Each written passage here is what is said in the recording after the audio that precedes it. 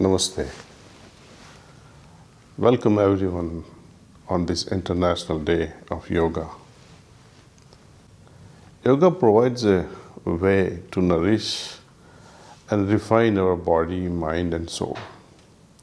The very purpose being to expand our consciousness to its ultimate potential so that we become one with the source of all existence. Yoga is truly about uniting. It's about connecting. It comes from the Sanskrit Yajjiti iti yoga, meaning one that joins. Religion also has the same purpose as the Latin root legar, means to rejoin. So if yoga means one that joins, what is to be joined? Actually, so many things are joined and integrated through yoga. But in particular, our soul, the life force, becomes one with its original state of balance. That is the purpose of yogic practice. And the soul, in its own wisdom, is carrying that memory of its original homeland, which is absolute balance. So, unless and until we regain the balance that prevailed before the universe was created, we remain restless. Even the most luxurious life, the heart will still be yearning for something better. It won't be satisfied. Our soul is the carrier of the original memory of perfect balance that prevailed before the creation. Hence, nothing of this world can satisfy us until we attain that state of samadhi. Something that prevailed before the creation came into being. And that can happen through a proper practice. So it is worthwhile to reflect for a minute. Are our efforts actually leading us to the state of yoga? When we practice asanas or pranayama or meditation, what are we doing? Will our daily or weekly practice take us to that state of yoga, of union? Asanas are designed to take care of the physical body and have a purpose, but they are just one very small part of the whole field of yoga, and they cannot refine the subtle bodies or touch the causal body, the soul. So how will we refine the mind?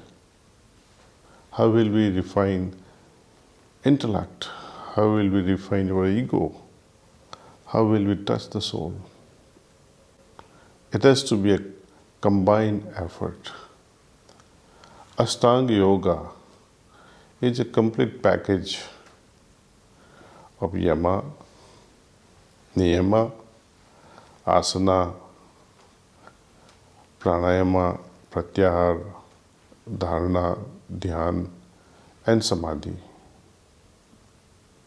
If we pick and choose just one actively because we like it, then it will satisfy only that aspect of Ashtanga Yoga. It will not be yoga. It is like going to work and choosing to do only one task you have been given. What will your boss think? Likewise, the whole system breaks down when we focus only on yama or asanas or dhyana. We have to find the balance.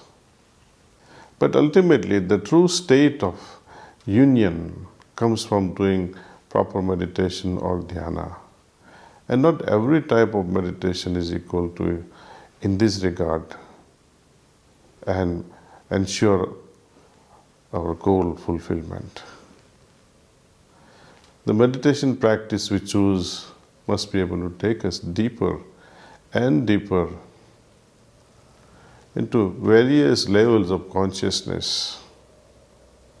Samadhi is the outcome of meditation.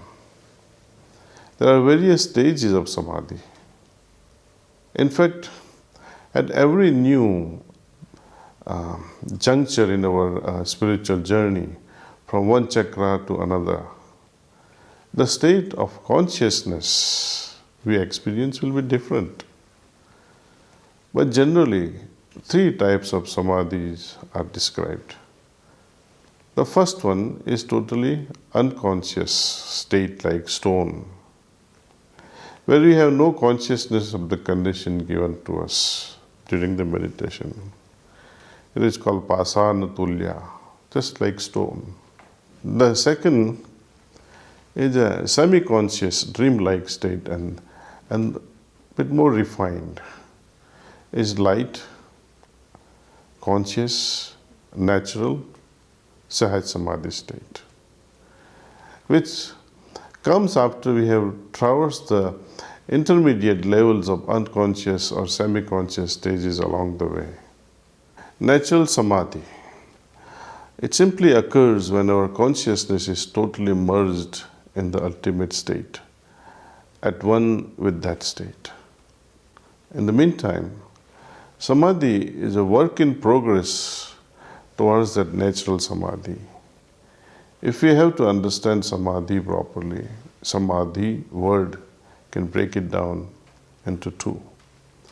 The later part, Adi, means that which prevailed before the creation. What was the state of consciousness at that time? We must regain that. So, whatever we do in our daily practice of yoga needs to connect us with our source. Otherwise, it is not really yoga. And just as concentration is the result of meditation, yoga is the result of doing proper practices. All these practices. The sequences can be different. How one starts, how one focuses on each part of this Ashtanga Yoga is depending upon the practitioner. But somehow, somewhere, all will have to be integrated. And when we connect with that sublime source within, anything else that we do will also be permeated with some level of fragrance from the source. That is why Lord Krishna called it skill in action. Yogaha karmasu kausalam. When we are connected, everything that we do will have that fragrance. Karma Yoga, Jnana Yoga and Bhakti Yoga are often considered to be three different paths to the ultimate. Karma Yoga is all about evolving through service and action. Jnana Yoga is all about evolving through knowledge and enlightenment. Bhakti Yoga is about evolving through love, devotion and attachment to the Lord. It is wise to be selective in what actions, knowledge and devotional practices we choose. We need to ask ourselves, in Karma Yoga, what actions and services will refine us?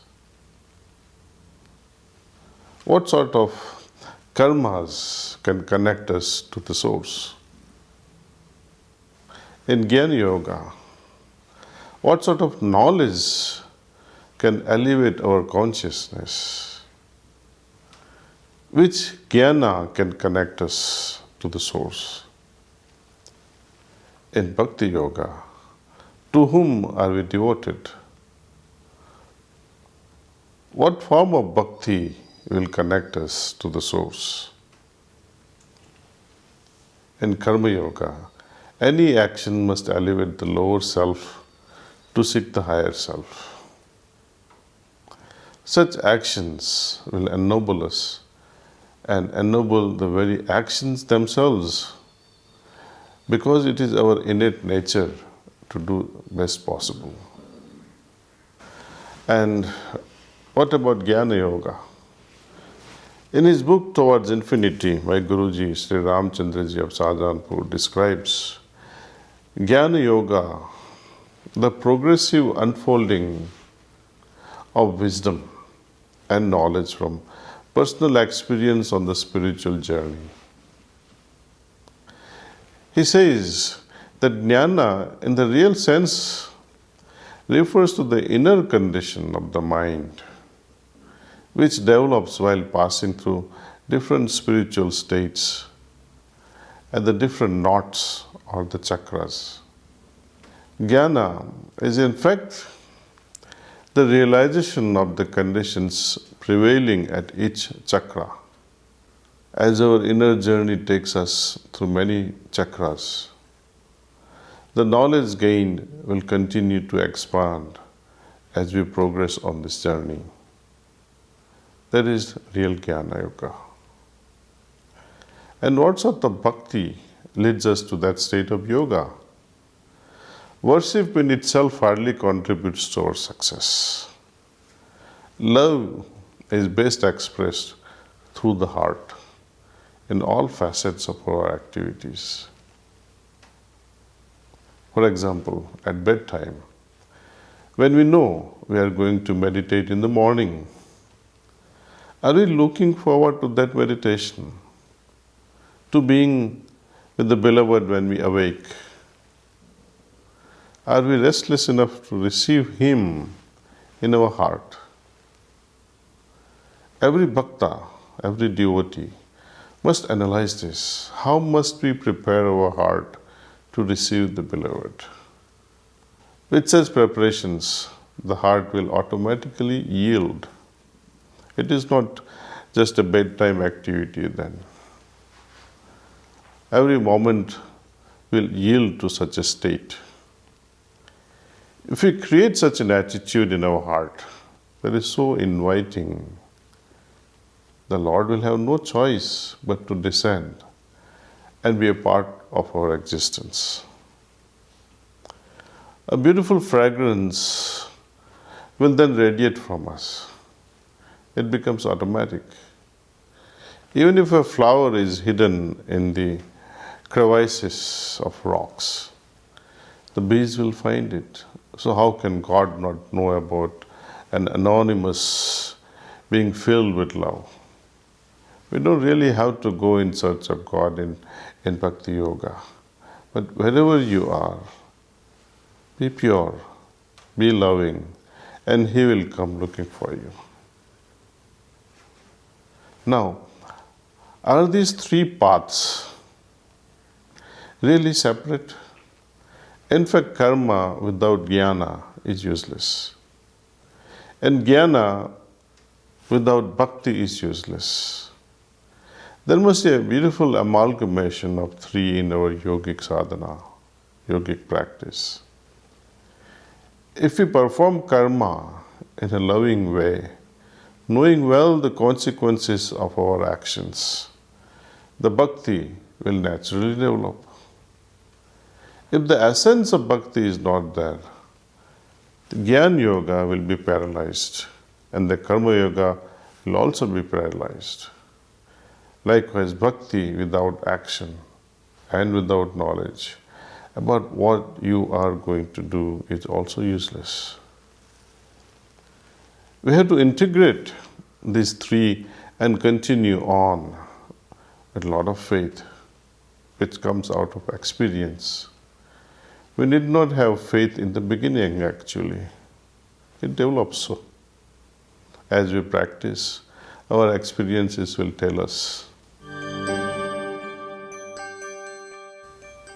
Yoga, when rightly done, will always guide us in the right direction.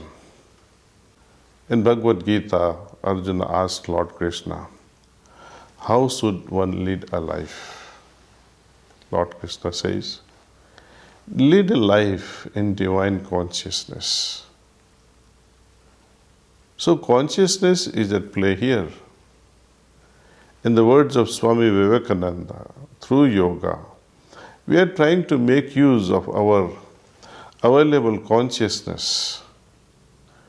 In meditation, with yogic transmission, in no time at all, we allow our available consciousness to soar higher into superconsciousness, from where we get inspiration. It is a matter of experience. The superconsciousness is all that is yet to happen, but it tells you ahead of time what to do. It inspires you to do things. When the same available consciousness dives deeper into the ocean of subconsciousness, we receive intuitive wisdom. The subconscious is the source, it's a storehouse of our past experiences. At night time, when we offer prayer with a heart full of love, then the sleep that we enjoy after such a prayer is of a different order, a different nature. Yogis call it as Yoga Nindra. Right from the first day in heartfulness, we are able to experience those two states of superconsciousness and subconsciousness. Rishis have died aspiring for these, meditating for hundreds of years, yet remaining thirsty for it because they did not know where to receive transmission. My Adi Guru rediscovered this ancient yogic technique and distributed it to all of us actually. They trained us and they passed it on freely. That is our heartfulness tradition. All are welcome to try it and experience it for themselves.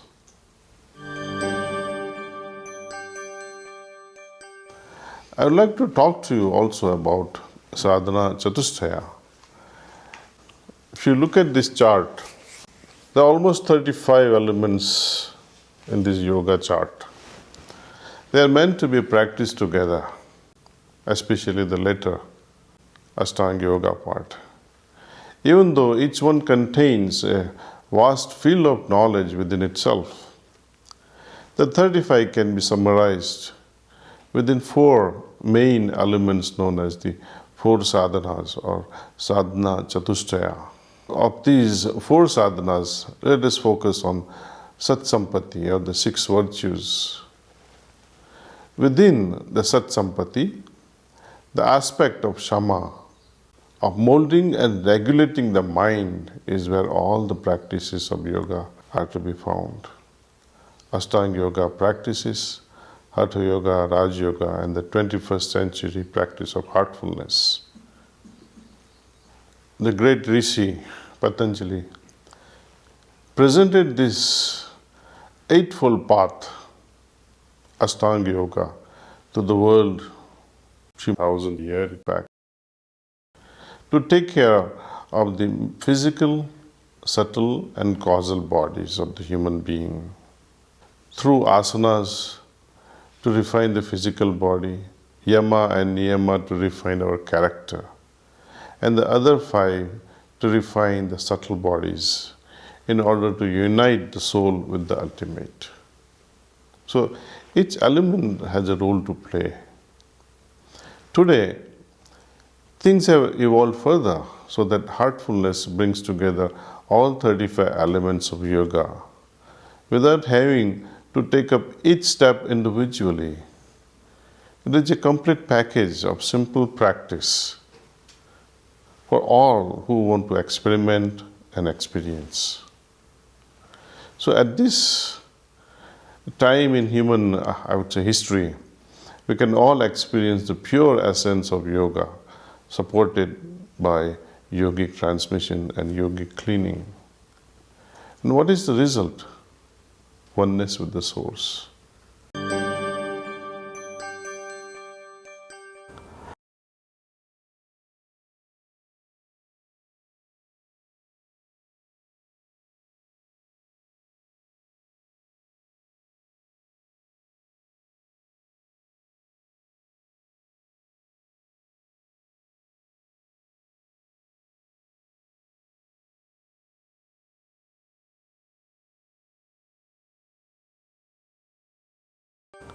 So now, dear friends, let's really begin with this, what we have been waiting for, actual experiment. First, I'll walk you through this relaxation technique. I hope you'll thoroughly enjoy it. And immediately after that, I'll walk you through the process of meditation. So, dear friends, are you ready to relax and meditate? Okay, let's begin then. In heartfulness, there are no strict postures. Sit comfortably now. Gently close your eyes. Wiggle your toes. Feel the energy entering into your toes from Mother Earth.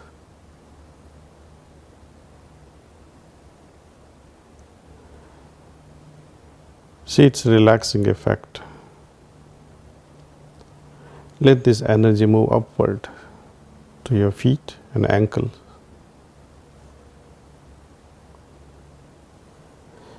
Feel how it rejuvenates and relaxes this part of the body. Let this energy move upward to your lower legs. Feel the detensioning effect of this energy moving upward into your calf muscles.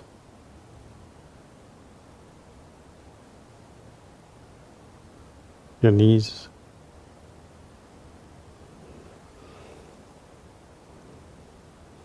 Your upper legs.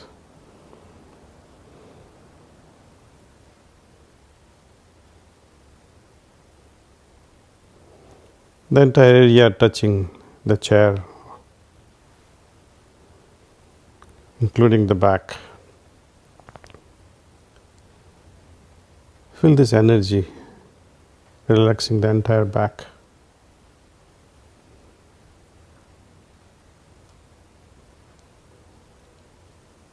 Let this energy move forward, relaxing abdominal muscles.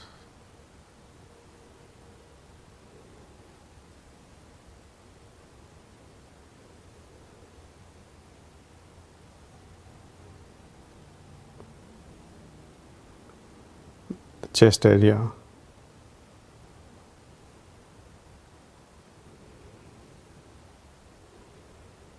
Your shoulders.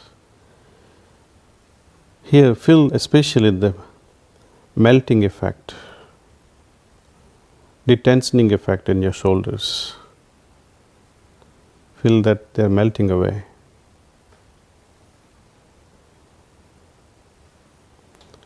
Let this energy move to your arms.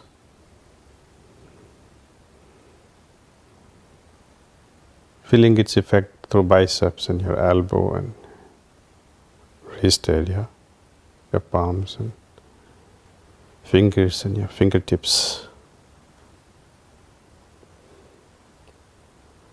Let this energy move and rejuvenate the entire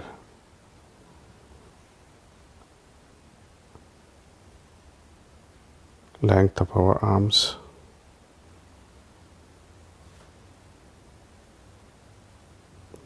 It's okay if this energy can ooze out through our fingertips. Let it.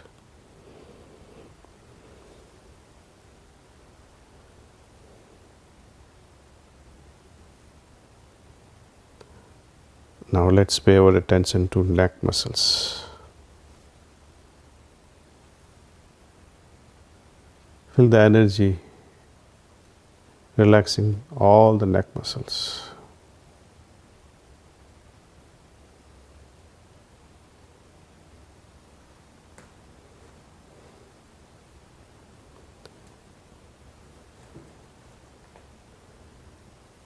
Now let this energy move upward, relaxing all the facial muscles,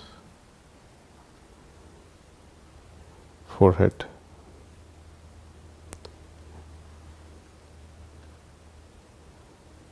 your eyes, lips,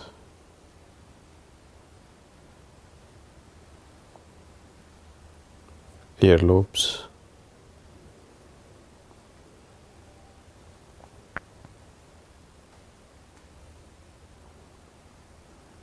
top of your head.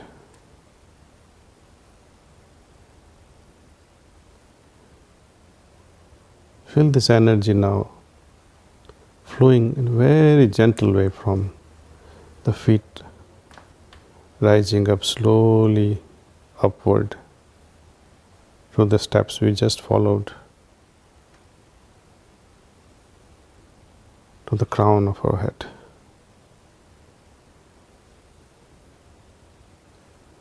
If you feel like revisiting the stressed area of your body, you can pay extra attention now until that part of the body is also fully relaxed.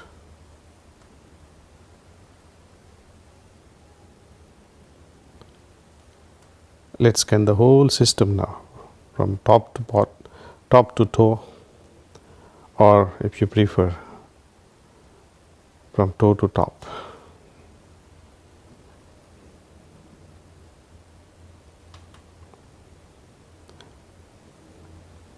Kindly make a note of this experience in your journal.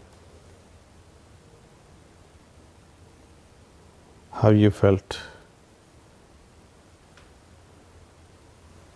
It will take hardly half a minute or so to make note of this in your journal.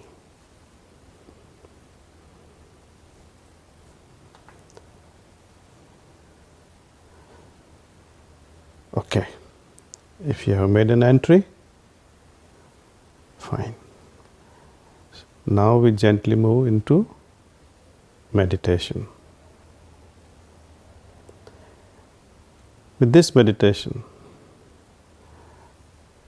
we will be going deeper into ourselves through our heart with the help of transmission. I'll be transmitting to you all, and I assure you, you will all feel it. So now, once again, let's close our eyes.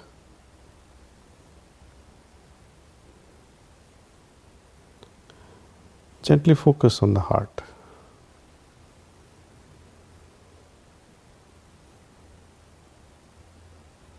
Just where it's beating away. 2-3 fingers below our left nipple.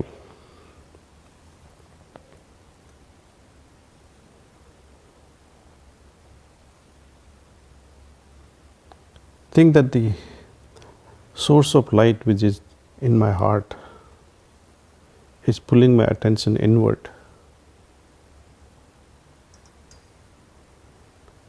And let this thought rest.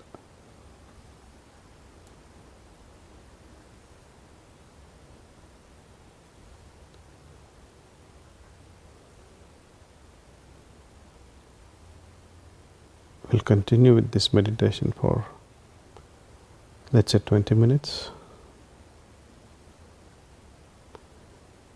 At the end of which I will say that's all.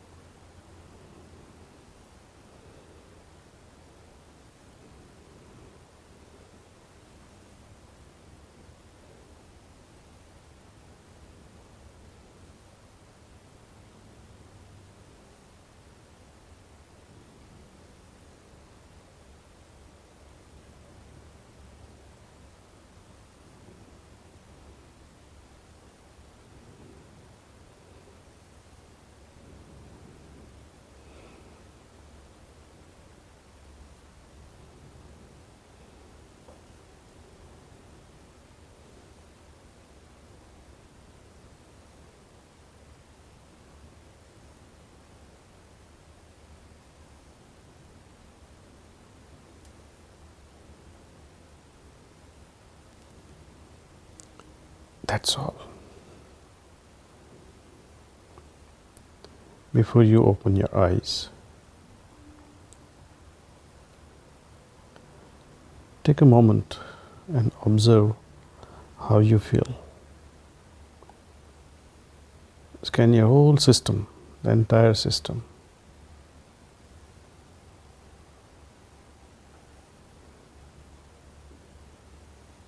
Compare your inner state that was before meditation and what it is now after this meditation.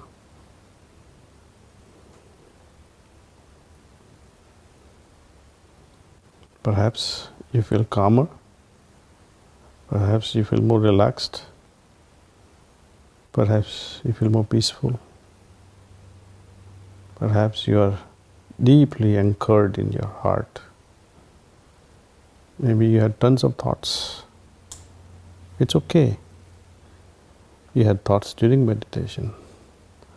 But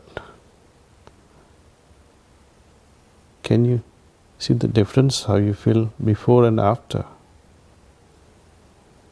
My guide used to tell me, it really does not matter what goes through during the meditation. What is important is how I feel after the meditation. That's more important. At times, some of us, even after years of practice, feel restless during meditation, but that's okay. It's part of the process. It's a test. We need to overcome that. Our heart, the resources of the heart will prompt us how to dissolve this restlessness. As you gently open your eyes, write down your observations. Where was your attention during meditation? How do you feel now? Any inspirations or any great ideas during meditation?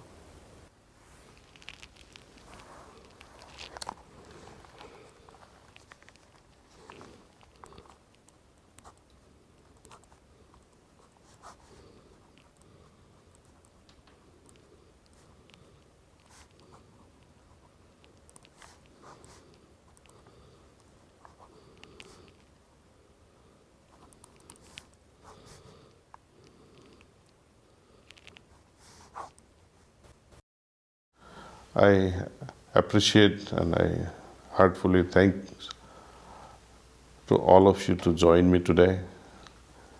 May this heartfulness movement touch each one's heart. Thank you. Namaste.